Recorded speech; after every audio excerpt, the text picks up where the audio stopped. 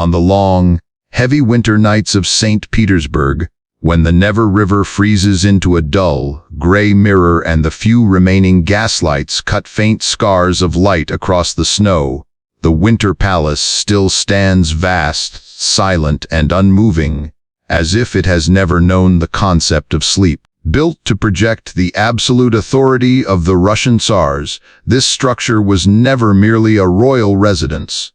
It was a declaration made of stone, gold, and space, a statement that the power of the Romanov dynasty was eternal, unchallengeable, and sanctioned by God himself. But history rarely honors such declarations.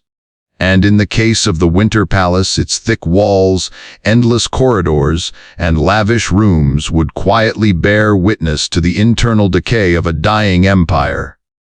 The Winter Palace was not born from a single moment, but from decades of construction, destruction, and expansion, mirroring the instability and relentless ambition of the Russian court throughout the 18th century.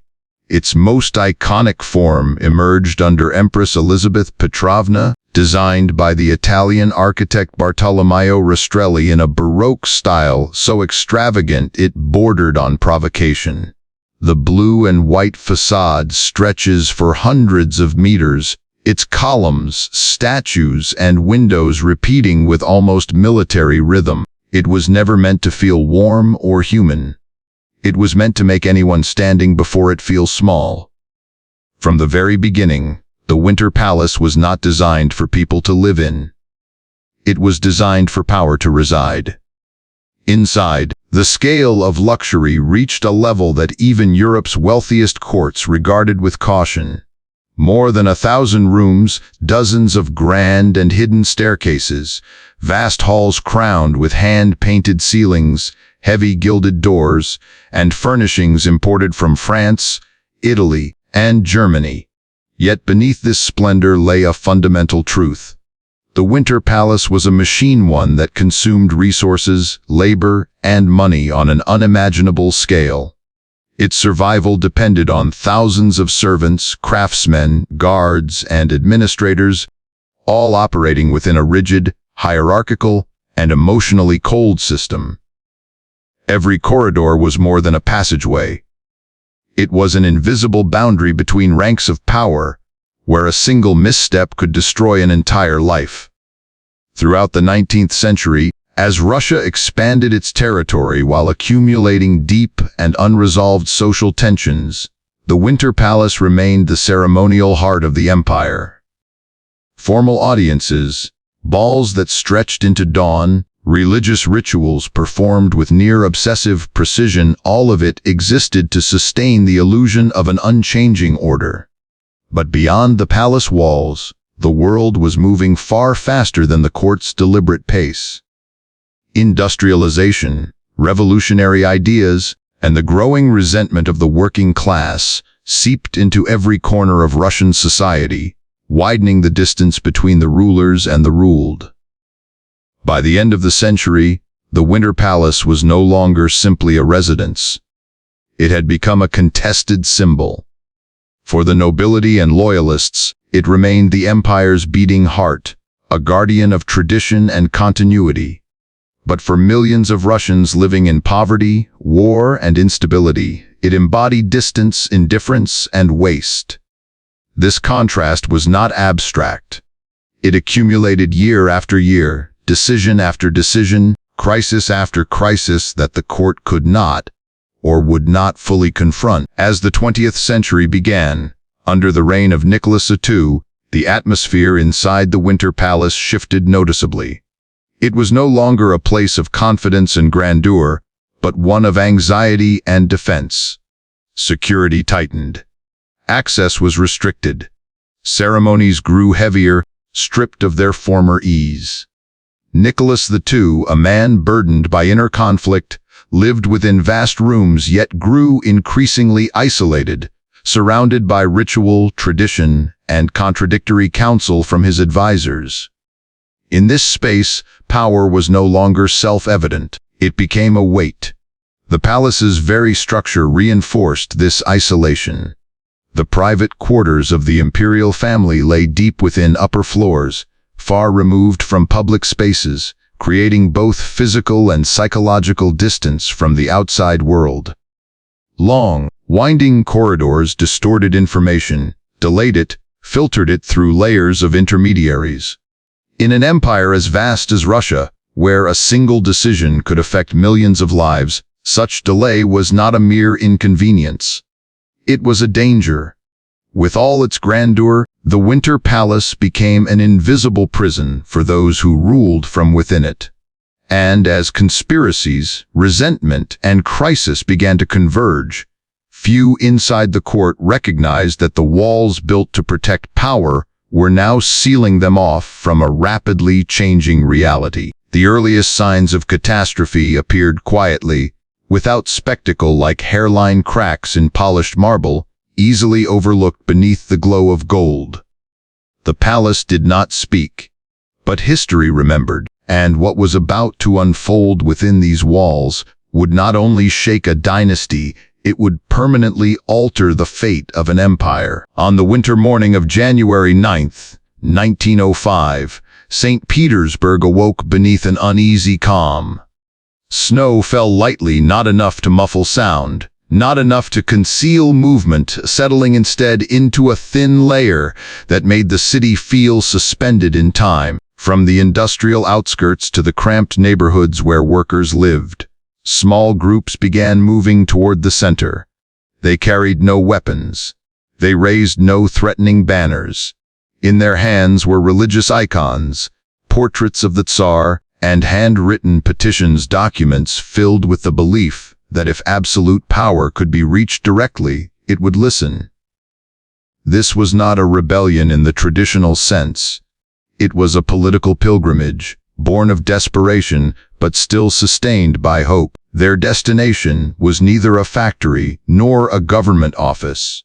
It was the Winter Palace, the symbolic heart of imperial authority, where they believed Tsar Nicholas II would appear, or at least allow their petitions to be received. In the collective imagination of millions of Russian workers and peasants, Nicholas II was still regarded as a benevolent father figure, an image cultivated through tradition, religion, and state mythology. That belief was fragile, but it had not yet collapsed. Inside the Winter Palace, the atmosphere was entirely different. Warnings of unrest had reached the court, but they were interpreted through fear and suspicion rather than empathy. To many senior officials, the crowd advancing toward the palace was not a gathering of subjects seeking redress, but a potential threat to an order that had endured for centuries. Acting on the advice of security officials, Nicholas II was not present at the palace that day. His absence, intended as a precaution, created a fatal vacuum, one in which decisions were made without the presence of the empire's highest authority. As the procession approached the palace gates and surrounding squares, it was met by lines of soldiers. Many of them were young men drawn from the same rural and working-class backgrounds as the crowd itself. They stood shoulder to shoulder, rifles in hand, ordered to defend the area at all costs. Tension built in silence. No official address was made. No genuine attempt at negotiation followed. Minutes stretched into an unbearable stillness until an order unclear in origin, fragmented in transmission, was finally given. And then, the gunfire began. The first shots shattered more than the quiet of a winter morning. They shattered the already fragile bond between the imperial court and its people. Panic spread instantly. Bodies fell. The crowd scattered. Snow turned dark with blood. Religious icons lay broken on the ground, mixed with petitions that would never be read. In that moment, the Winter Palace ceased to be an abstract symbol. It became the backdrop of collective tragedy, a place where hope was answered with violence. The event that would later be known as Bloody Sunday sent shockwaves far beyond St. Petersburg. Despite censorship, news traveled quickly through factories, villages, and military barracks. The sense of betrayal replaced what remained of naive loyalty. For many Russians, this moment marked the end of the myth of the benevolent Tsar. Power was no longer perceived as protective. It was revealed as a force willing to use violence to preserve itself. Although Nicholas II did not personally order the shooting, the Winter Palace absorbed the full symbolic weight of the massacre. Its walls, built to separate the ruling family from the outside world, were now seen as barriers behind which indifference and irresponsibility had taken shelter. In the collective memory, the image of unarmed civilians falling before the palace gates became an indelible scar, a sign that the distance between ruler and ruled had grown beyond repair. The political consequences of Bloody Sunday unfolded rapidly. Strikes spread across the empire. Opposition movements, previously divided and uncertain, found common ground in outrage. Nicholas II was forced into concessions, including the issuance of the October Manifesto and the creation of the Duma, a limited representative body. But these reforms, delivered under pressure and without genuine conviction, failed to heal the rupture that had already formed. Inside the court, the psychological shift was unmistakable. Fear deepened. Suspicion became routine. Security around the Winter Palace intensified, yet this only reinforced the sense of isolation. Each locked door marked another retreat from reality. Each guarded corridor served as a reminder that power now depended on force rather than consent. More than anything, Bloody Sunday transformed how Russians perceived spaces of authority. The Winter Palace was no longer merely a magnificent structure. It became a symbol of betrayal, of promises broken and legitimacy lost. Revolutionary ideas, once confined to the margins, now moved decisively toward the center, aimed directly at the heart of imperial power. From that day forward, the history of the Winter Palace entered a new chapter, one shaped by fear rather than confidence, by defense rather than authority. The road toward the collapse of the Romanov dynasty was still long, but it was no longer uncertain.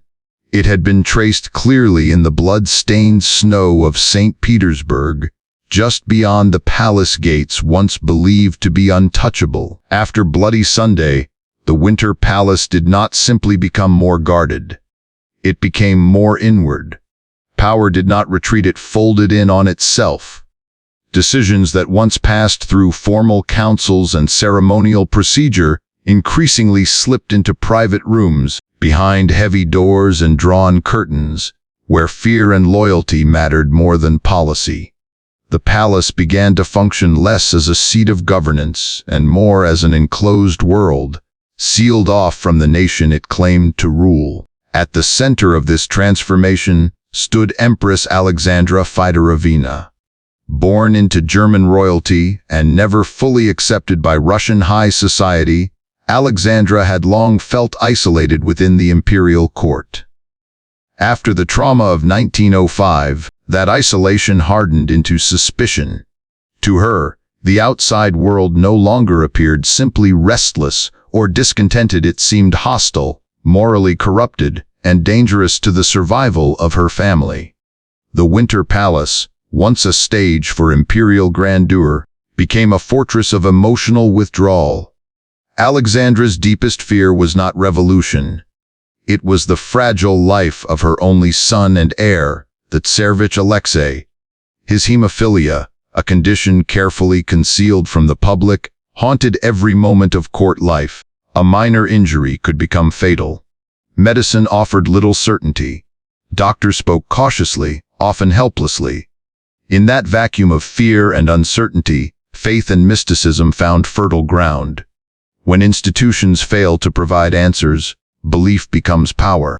Into this space stepped Grigory Rasputin, a Siberian peasant with no official title, no education in statecraft, and no place within the imperial hierarchy. What he offered instead was something far more dangerous: reassurance. Rasputin's presence coincided with periods when Alexei's condition appeared to stabilize. whether through coincidence, psychological influence, or factors still debated by historians. The effect on Alexandra was decisive. She came to believe that Rasputin was not merely a holy man, but a divinely appointed protector of her son, and therefore of the dynasty itself. From that moment, the balance of power inside the palace shifted quietly but profoundly. Rasputin did not issue orders. He signed no decrees. Yet his opinions began to influence appointments, dismissals, and political decisions. Ministers who displeased him found themselves removed. Others advanced inexplicably. Authority no longer flowed strictly through institutions, but through access who could speak privately, who could be heard, who could shape the fears of the empress. To the aristocracy and senior officials, this invisible influence was intolerable. Rumors spread through St. Petersburg's salons and military circles, some exaggerated, some invented, but all potent. Rasputin became a symbol onto which broader anxieties were projected. He was portrayed as evidence that the court had lost its moral and rational compass, that governance had given way to superstition and personal obsession. The Winter Palace, once associated with order and ritual, was now whispered about as a place where the fate of the empire was decided in shadows. Tsar Nicholas II stood at the center of this storm, increasingly paralyzed by contradiction. His loyalty to his wife, his religious faith, and his sense of dynastic duty pulled him in opposite directions. Each time he defended Rasputin against criticism from ministers or relatives, he weakened his own standing among the very elites who sustained the monarchy. Power, already strained, began to fracture internally. Within the palace, conversations grew guarded. Alliances formed quietly. The language of reform faded, replaced by the language of removal. For many within the ruling class, the crisis of the empire began to feel personal rather than structural. If Rasputin could be eliminated, they reasoned, stability might return. It was a fatal simplification, reducing a systemic collapse to a single man, but one born of desperation. The architecture of the Winter Palace amplified this dysfunction. Its vastness obscured accountability. Its layers of rooms and corridors fostered secrecy rather than clarity. Information arrived late, altered, or filtered to suit private agendas. In a moment that demanded transparency and decisive leadership, the palace encouraged the opposite. Power existed everywhere and nowhere clearly enough to be challenged or corrected. This was not merely the story of one mystic or one empress. It was the story of a system that had lost its ability to distinguish authority from belief, governance from fear. Inside the Winter Palace, the mechanisms of rule continued to operate, but their purpose had shifted. They no longer served the empire, they served survival. And as this inward collapse deepened, the palace became something more than a symbol of distance from the people. It became a sealed chamber where reality could no longer penetrate, where warnings were dismissed, dissent was feared, and illusion passed for stability. The empire was not yet falling, but its center was already hollow. When Europe descended into war in 1914, the Winter Palace entered its most dangerous phase, not because it was under attack, but because it no longer knew how to lead. What unfolded inside its halls during the early years of the First World War revealed a fatal misunderstanding of modern conflict and a deeper collapse of political judgment. War was seen not as a test of institutional strength, but as an opportunity to restore prestige, unity, and obedience. It was a gamble made by a system already weakened by fear and isolation. Within the palace, war was discussed in the language of honor and obligation. Russia's alliance commitments, its role as protector of Slavic peoples, and the need to assert imperial dignity all weighed heavily on decision-makers. There was little serious consideration of the empire's logistical limits, industrial capacity, or the fragile morale of its population. The Winter Palace, built for ceremony rather than crisis management, became the setting for decisions shaped more by symbolism than by strategy. The reality at the front exposed this illusion almost immediately. Russian armies, vast in number but poorly supplied and inadequately coordinated, suffered devastating losses. Weapons were scarce, ammunition was inconsistent. Command structures were confused. Reports of defeat and staggering casualties filtered back to St. Petersburg, often delayed or softened by intermediaries unwilling to deliver unvarnished truth. Even so, the scale of disaster could not be concealed for long. The most consequential decision came when Tsar Nicholas II chose to assume direct command of the armed forces. Intended as a gesture of responsibility and resolve, the move proved catastrophic. By leaving the capital for military headquarters, Nicholas severed the final symbolic and practical link between the throne and civilian governance. The Winter Palace, already unstable, was left without its central figure, without a clear authority capable of coordinating policy, commanding loyalty, or responding decisively to crisis. In Nicholas's absence, effective power in St. Petersburg fell increasingly to Empress Alexandra and her inner circle. The machinery of government continued to operate, but without coherence. Ministers were appointed and dismissed at alarming speed. Policies shifted unpredictably. Competence mattered less than perceived loyalty. The influence of Rasputin, though informal, became impossible to ignore, further undermining confidence among military leaders, bureaucrats, and the aristocracy. The war intensified every existing weakness. Transportation networks collapsed under strain. Food deliveries to major cities faltered. Inflation surged. Long lines for bread became a daily feature of urban life.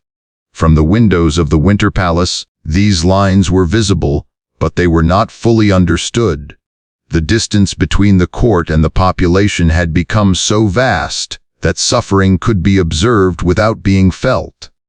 The palace stood physically intact, yet increasingly irrelevant to the lived reality of the nation. Public confidence eroded rapidly. Criticism of the regime spread beyond revolutionary circles and into the ranks of professionals, merchants, officers, and even members of the nobility. The monarchy was no longer merely unpopular. It was perceived as incapable. The Winter Palace, once imagined as the brain of the empire, now appeared disconnected and slow, a relic struggling to respond to a world that demanded speed, coordination, and trust. Ironically, the palace's architecture magnified this paralysis. Its grand halls were ill-suited to urgent decision-making. Its sprawling layout delayed communication. Its layered hierarchy encouraged secrecy rather than accountability. In a war that demanded centralized planning and rapid adaptation, the Winter Palace embodied delay and fragmentation. Power still resided there in theory, but it could no longer shape events in practice. As casualties mounted and shortages worsened, the war ceased to function as a unifying force. Instead, it became a magnifier of injustice and incompetence. Every defeat at the front echoed through the streets of Petrograd. Every train of wounded soldiers arriving from the battlefield weakened the monarchy's moral authority. The palace, silent and guarded, absorbed the blame, not because it issued every failed order, but because it represented a system that could no longer protect its people. This period marked a turning point. The collapse of imperial authority did not begin with revolutionaries at the gates. It began with decisions made inside the Winter Palace that failed to account for reality. By the time the court recognized the depth of the crisis, the structure it governed had already begun to dissolve. The palace still stood. The empire still existed on paper. But direction was gone, and without direction, collapse was no longer a question of, if only of when. By the opening months of 1917, Petrograd was no longer a capital defined by ceremony or imperial confidence. It had become a city of exhaustion. Winter tightened its grip as food shortages deepened, transportation faltered, and patience thinned to a breaking point. The war, once framed as a test of national honor, now revealed itself as an unrelenting drain on bodies, resources, and belief. The Winter Palace still dominated the skyline along the Neva, but its authority no longer dominated the minds of the people. Bread became the central political issue. Long lines formed before dawn, stretching through frozen streets as rumors of shortages spread faster than official announcements. The problem was not simply a lack of grain, but the collapse of coordination. Railways failed. Warehouses misreported supplies. Orders issued from the center arrived too late or contradicted one another. Each day without a solution eroded what remained of public trust. And in the popular imagination, the failure pointed upward toward the palace that still claimed to govern. What distinguished this moment from earlier unrest was the absence of illusion. The crowds that gathered were no longer petitioners. They did not carry portraits of the Tsar or icons of faith. Their demands were blunt and immediate. Bread, peace, accountability. The Winter Palace was no longer seen as a place where justice might be granted, but as a symbol of a system that could not or would not respond. Inside the palace, paralysis hardened into routine. Ministers continued to come and go, some lasting only weeks. Meetings produced words, not action. Authority existed in fragments, scattered across offices and personalities, none strong enough to impose coherence. With the Tsar still away from the capital, decisions carried no weight. Orders were issued, then ignored. The machinery of state remained intact in form, but hollow in function. The decisive shift came not from politicians or revolutionaries, but from soldiers. Petrograd's garrison, composed largely of war-weary conscripts, faced the same hunger and frustration as the civilians they were ordered to control.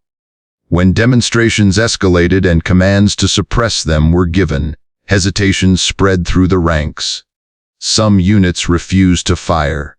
Others openly defied their officers. What began as isolated acts of disobedience quickly multiplied, dissolving the final instrument through which the old order enforced itself. Once armed force ceased to obey reliably, the balance of power changed overnight.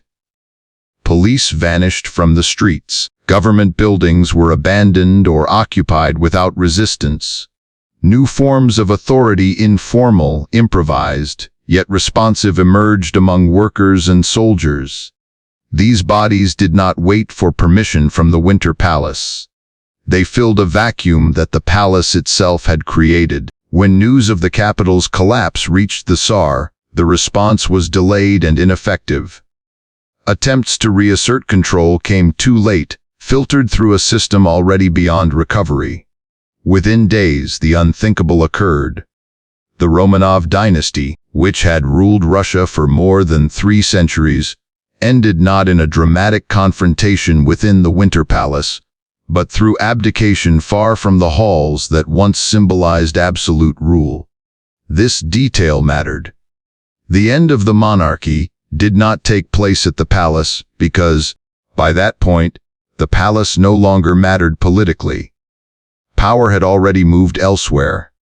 What remained was a vast structure stripped of purpose, standing as a reminder of authority that had dissolved before it could even defend itself.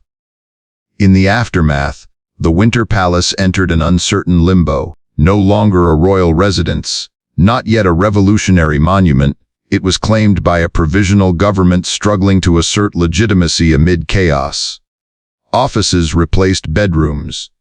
Debates replaced ceremonies. Yet the instability persisted. The palace could house authority, but it could no longer generate it. This phase of abandonment revealed a deeper truth. The Winter Palace did not fall because it was stormed. It fell because it was bypassed. Authority drained away, not in a single night, but through months of indecision, distance, and disbelief. By the time revolution approached its decisive moment, the palace had already become a shell, grand, guarded, and politically empty. Power had not been taken from the Winter Palace. It had simply left, and history, having waited patiently, was preparing to return. By the autumn of 1917, the Winter Palace no longer functioned as the nerve center of a state. Yet it retained something arguably more powerful than authority itself: symbolism. Though power had already drained away, the palace still occupied a central place in the political imagination. To seize it was to claim history, even if history had already moved on. The provisional government, fragile and increasingly isolated, had taken up residence within the palace not because it offered strategic advantage, but because it offered legitimacy by association. The logic was inherited rather than rational. If power had once resided here, then occupying the space might preserve the appearance of continuity. In reality, the palace was poorly defended, vast beyond practical control, and psychologically abandoned by those expected to protect it. On the night of October 25th, according to the old calendar, the city did not erupt into chaos. Petrograd was tense, uncertain, but not engulfed in open battle. The forces aligned with the Bolsheviks moved deliberately, not as a charging army but as a series of coordinated advances aimed at infrastructure and communication. Bridges were secured. Telephone exchanges were taken. Government buildings fell with little resistance. The revolution unfolded not through spectacle, but through quiet displacement. The Winter Palace stood as the final symbol to be claimed. Its defenders, cadets, remnants of loyal units, and a small contingent of women soldiers were isolated, underinformed, and unsure of the purpose they were meant to serve. Many understood, even then, that the government they guarded no longer commanded real authority. Their presence was ceremonial, an echo of duty rather than its substance. The famous shot fired from the cruiser Aurora, later immortalized as the signal of revolution, caused little physical damage. Its significance was auditory and symbolic. The sound traveled across the Neva, announcing not the beginning of a battle, but the end of a pretense. Inside the palace, confusion spread through corridors designed for grandeur, not defense. Orders conflicted. Communication failed. The building's sheer scale worked against those trying to hold it. Entry into the palace was fragmented and uneven. Some doors were forced. Others were simply left open. There were brief confrontations, moments of tension, scattered gunfire, but nothing resembling the decisive assault later portrayed in art and film. The architecture absorbed movement and noise, diffusing conflict rather than concentrating it. What unfolded was not a storming, but an occupation of space that had already been emptied of will. When members of the provisional government were finally arrested, it happened quietly, in a side room rather than a throne hall. There were no speeches, no last stands, no dramatic declarations. Authority ended not with resistance, but with resignation. Those taken into custody did not fall as martyrs. They faded as administrators whose moment had passed. What followed, however, would reshape memory far more than events themselves. In the years that came after, the seizure of the Winter Palace was transformed into a foundational myth. Paintings, reenactments, films, and anniversaries presented the night as a heroic climax of violent, unified uprising that shattered the old world in a single stroke. The palace became a stage retroactively filled with drama it had not witnessed. This myth served a purpose.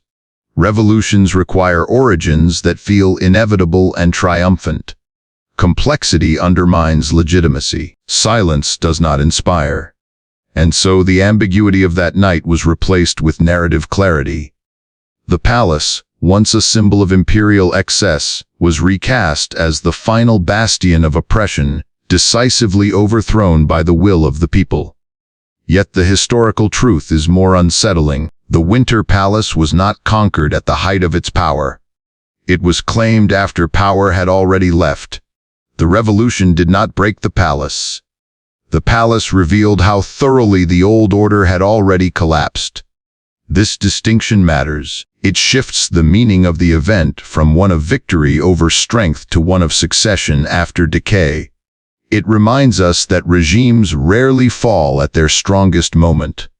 They fall when symbols outlive substance, when authority persists only as architecture and ritual. The Winter Palace survived the night intact. Its walls remained, its halls stood unchanged, but its identity had been rewritten. From that moment forward, it would exist less as a place of governance than as a canvas upon which history would be repainted according to the needs of those who came after. The night of seizure ended quietly. The myth began immediately. After the revolution, the Winter Palace did not collapse into ruin. It was preserved intentionally. This choice was neither sentimental nor accidental. The new regime understood that destroying the palace would erase a powerful tool.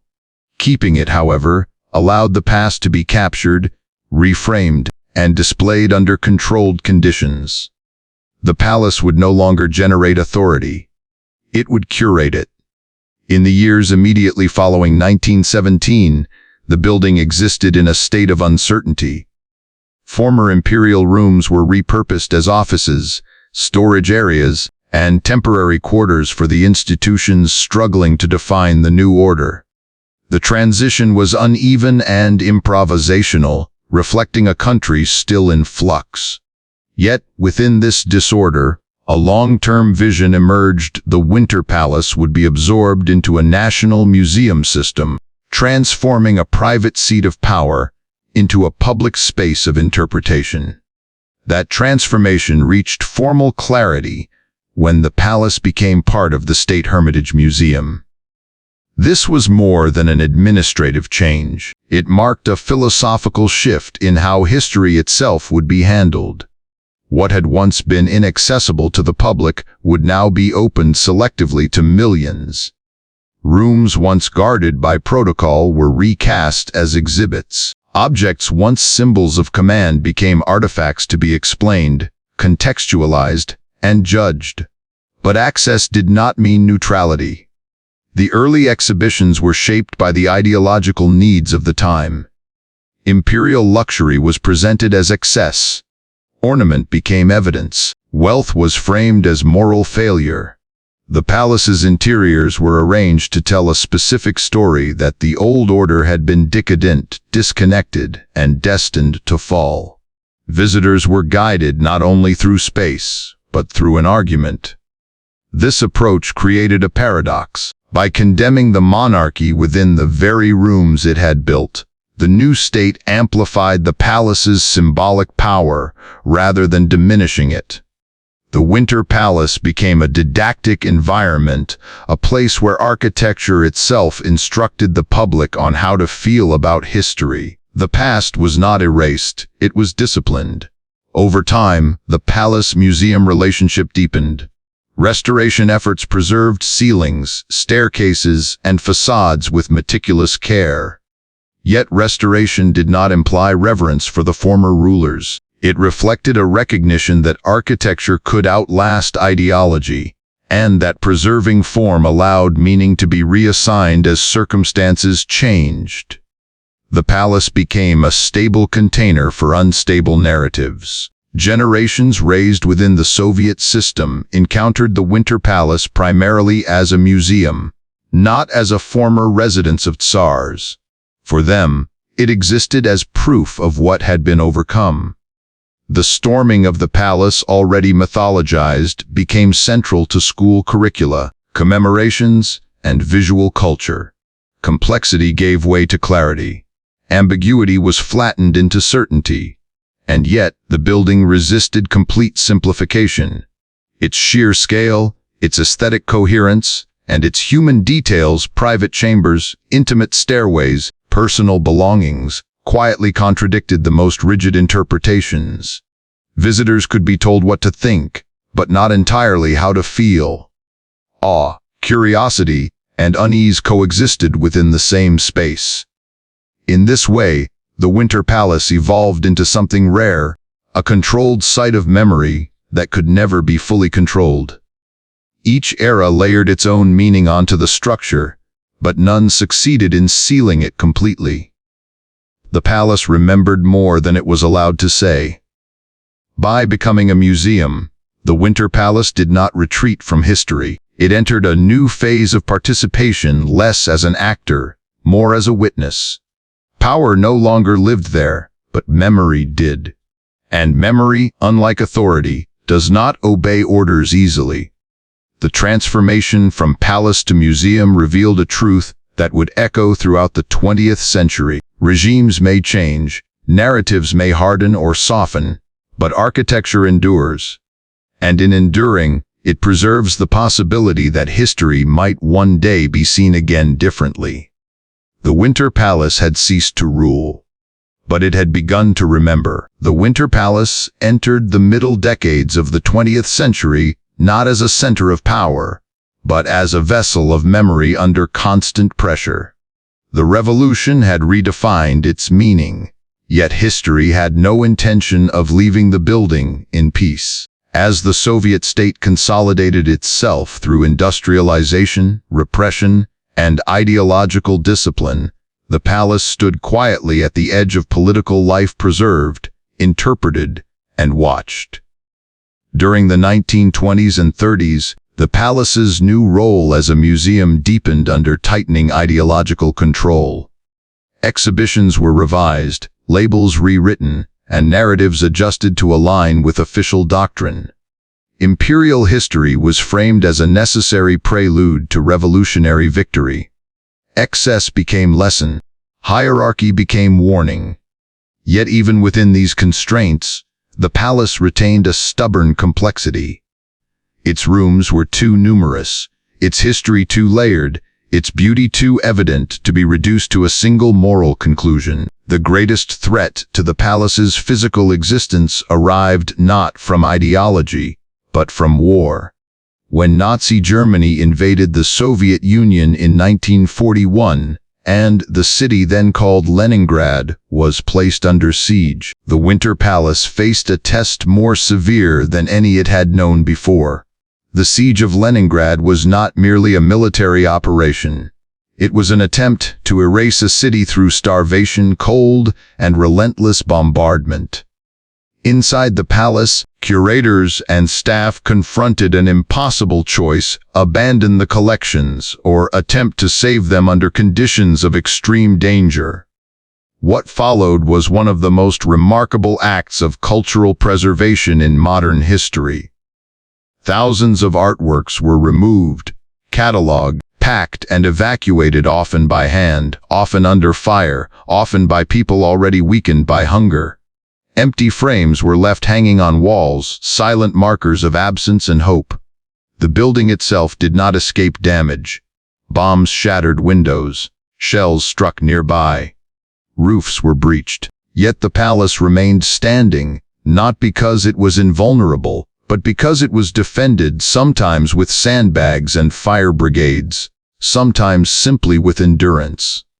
Even as the city starved, the decision to protect the Winter Palace reflected a belief that culture mattered, even when survival was uncertain. After the siege was lifted, the palace entered another phase of transformation.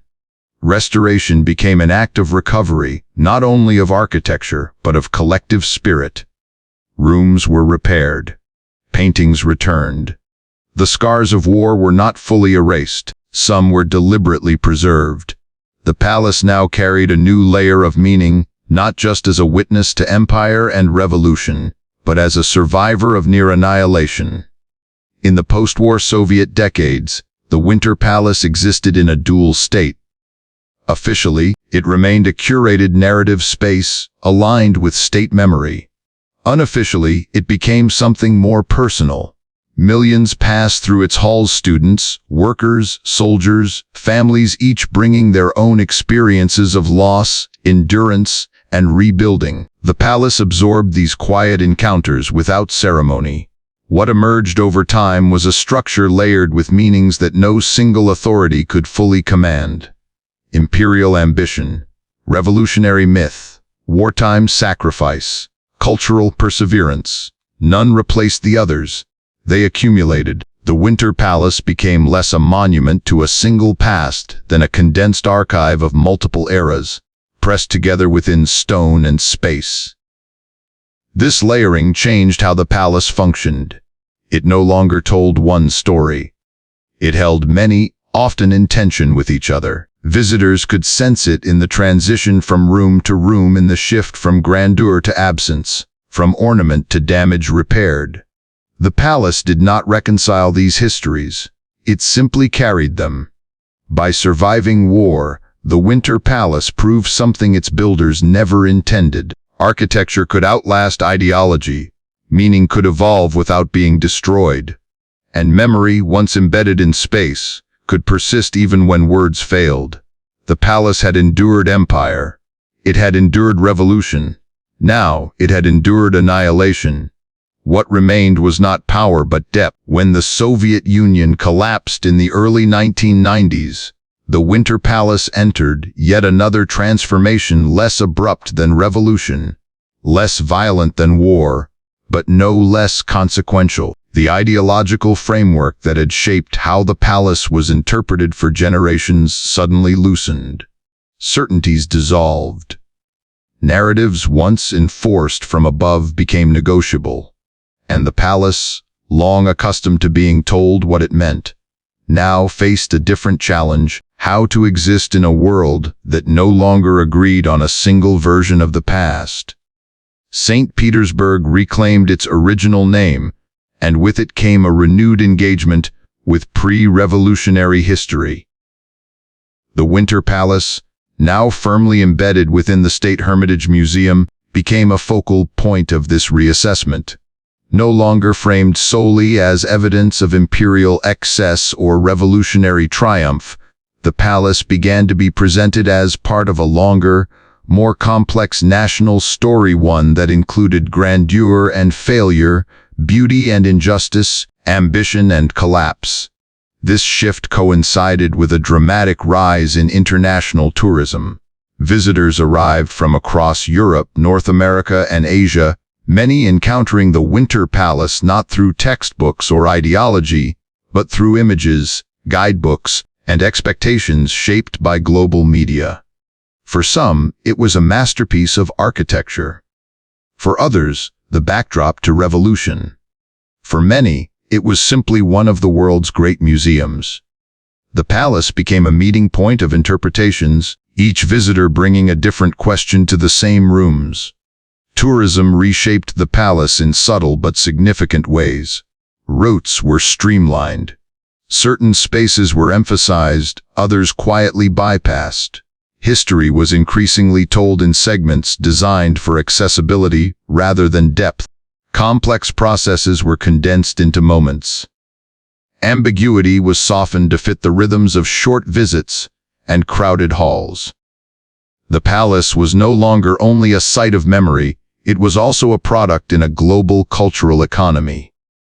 This commercialization generated tension. Scholars, curators, and the public debated what was being gained and what was being lost. Could the Winter Palace remain a serious historical space while accommodating millions of visitors each year? Could nuance survive alongside spectacle? These questions had no easy answers, yet they reflected a broader reality. History, once controlled by the state, was now shaped by negotiation between scholarship, politics, and market forces.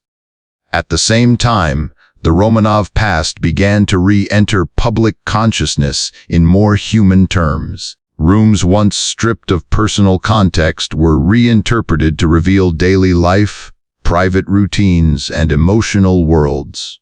The imperial family was no longer presented simply as symbols of oppression, but as historical actors shaped by constraints, fears, and misjudgments. This rebalancing did not absolve the monarchy, but it complicated it. Not everyone welcomed this complexity. For some, revisiting the imperial past risked minimizing the suffering that led to revolution. For others, it represented a necessary correction after decades of ideological simplification. The Winter Palace stood at the center of this debate, not as an argument, but as evidence unchanged, unavoidable, and open to competing readings. What made this period distinct was the absence of a final narrative. The palace was no longer required to teach a single lesson. Instead, it became a space where interpretation itself was visible, where plaques, exhibitions, and restorations revealed choices rather than truths. The act of remembering became transparent.